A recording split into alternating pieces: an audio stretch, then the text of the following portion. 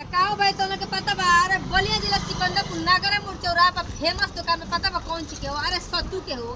बहुत दूर दूर के लोग यहाँ पिया और सत्तू मटका वाला एकदम से और तो और मौसमी के जूस। अरे 10 रुपये के जूस तो बुलाइए गई 30 रुपये गिलास बस मिले एकदम सस्ते दाम पर। अब पी ताजगी भरा दिमाग एकदम स्वस्थ हो जाए के। देखो लो सत्तू हमारा फेमस बा। अरे हो देखो भुलाइए गई। अरे है देखो लो गौरी से पे मिले खाती आइल बा। हो देखो तो पहचान बोल देख लो सत्तू ही पियाई बोलो दीदी। नहीं दीदी के आईडी के नाम कहा तन जनल चाहती बता दे दीदी। जोर से बोली।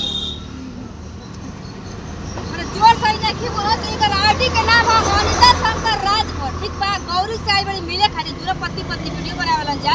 और तो और बाबू